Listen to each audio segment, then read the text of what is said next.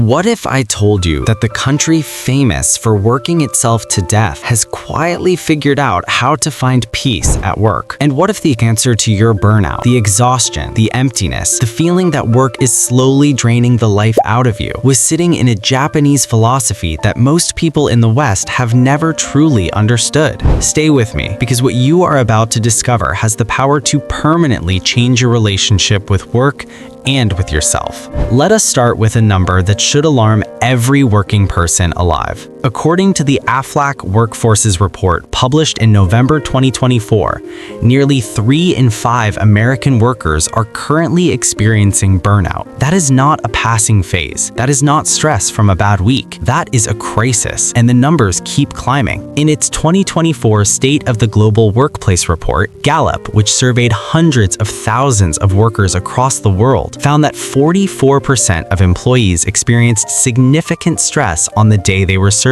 the highest figure Gallup has ever recorded in its history. And in the United States specifically, millennials aged 28 to 43 are the hardest hit. According to the same AFLAC 2024 report, 66% of millennials are experiencing moderate to high burnout. Two-thirds of an entire generation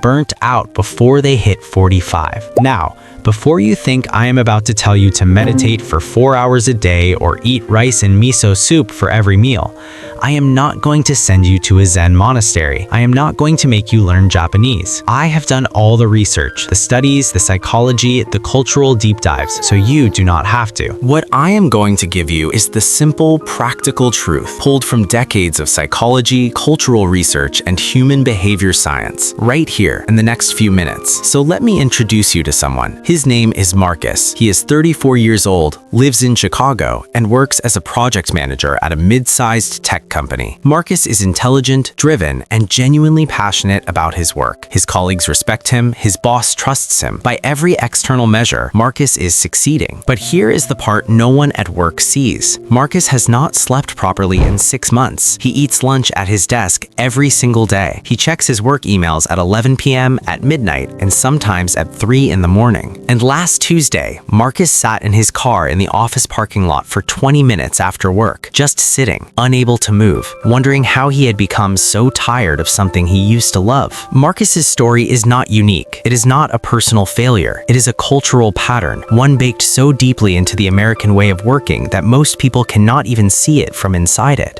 A 2023 report by Harvard Business Review found that 55% of employees have been unable to establish a work-life balance, and the ripple effects are devastating. 25% say they cannot maintain strong connections with family, 39% with colleagues, and 50% with friends. The American work culture has a name for this. It is called the hustle trap. Work harder, work longer, rest is for the weak, your value is your productivity. And the World Health Organization and International Labor Organization published a joint report in 2021 revealing that 745,000 people die every year globally from overwork-related illness, making long working hours the single largest occupational risk factor for disease and death on Earth. And just when Marcus thought he understood why he felt so empty, someone showed him something that changed everything. But first, let me show you something about Japan that almost nobody in the West knows. Japan has a word the rest of the world gave to America, karoshi. It means death by overwork. According to Japan's own Ministry of Health, Labor, and Welfare, in fiscal year 2024, Japan recorded 1,304 recognized cases of overwork-related deaths and health disorders, the highest number ever recorded. 1,057 of those cases involved mental health disorders. 89 involved suicide or attempted suicide. Japan, one of the hardest working nations on Earth, is quietly suffocating under the same pressure as America. Different culture, same trap. But here is where something extraordinary happened inside Japan. A quiet revolution, not in policy, not in law, but in philosophy. Back in Chicago, Marcus sat at his kitchen table one evening, not working, just thinking. He had read something that week, a single sentence from a Japanese philosopher that stopped him completely. The sentence was this, written by Japanese neuroscientist Ken Mogi in his 2017 book, The Little Book of Ikigai. Ikigai is the happiness of always being busy, but busy with things that feel worth doing. Marcus read it twice, then a third time. Then he wrote one question in the margin of the book. Am I busy with things that feel worth doing? The next day, Marcus called a colleague, a Japanese-American woman named Yuki, who had grown up in Osaka and now worked in Tokyo before moving to the US. Yuki, he said, you seem so calm at work. You work just as hard as the rest of us.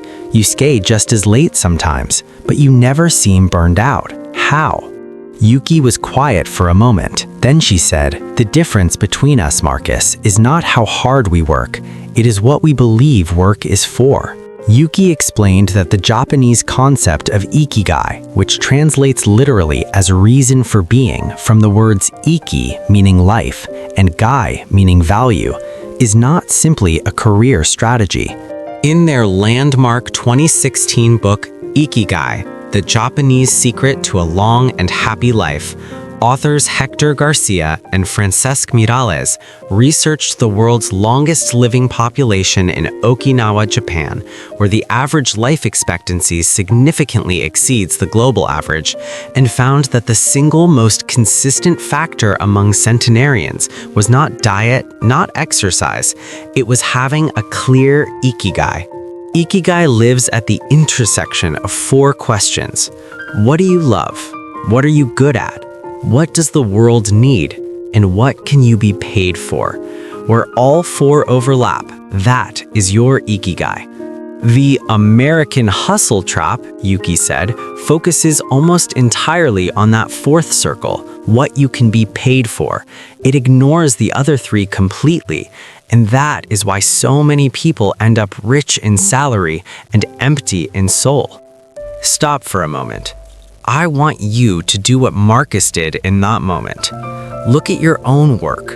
Which of the four ikigai circles does your current job fill? Be honest.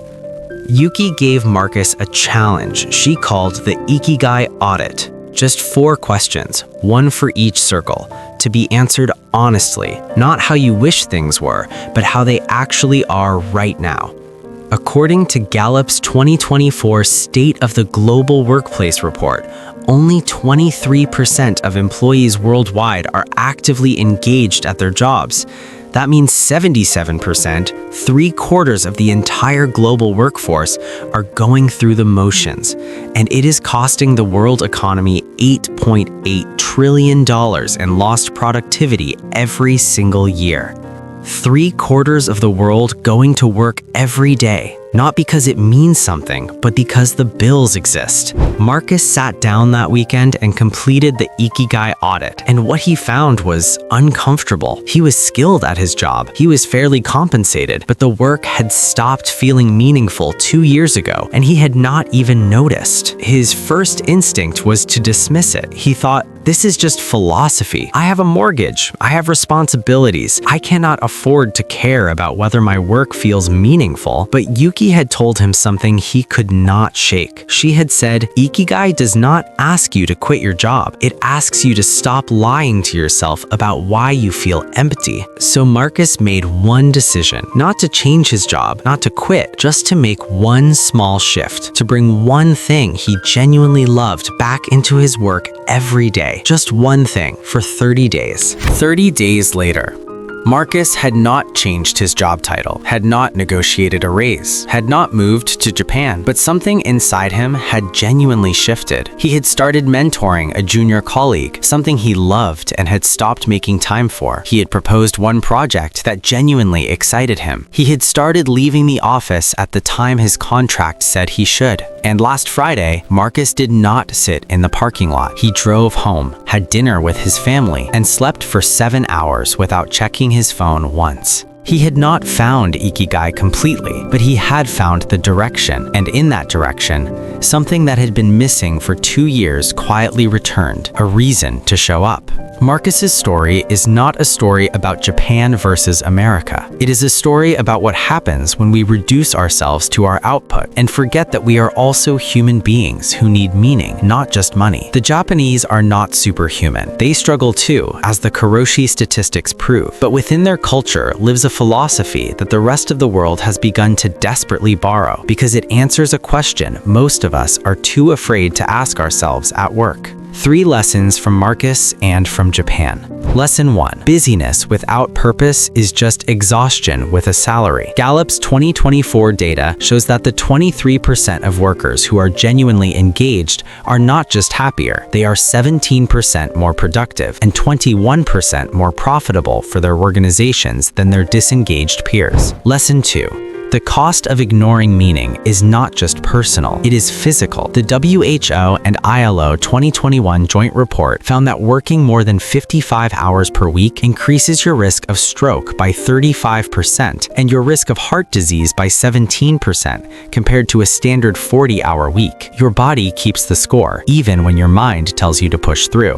Lesson 3. You do not need to find your complete Ikigai today. Garcia and Morales found in their research that the act of searching for Ikigai, not just having found it, was itself associated with reduced stress and increased life satisfaction. The direction matters more than the destination. If you recognize yourself in Marcus, if the parking lot moment landed somewhere real, I want you to hear this. You are not weak for being burnt out. You are not failing. You are the product of a system that was designed to extract from you, not to nourish you. Japan did not solve this problem perfectly. The Karoshi numbers prove that. But somewhere inside its oldest philosophy is a question that might be the most important one you ever ask yourself about your work. That question is, what is my work actually for? Here is your challenge for this week, and I want you to take it seriously. Complete your own Ikigai audit. Just the 4 questions. Write your honest answers, not the answers you wish for true, but the ones that actually are. What do you love?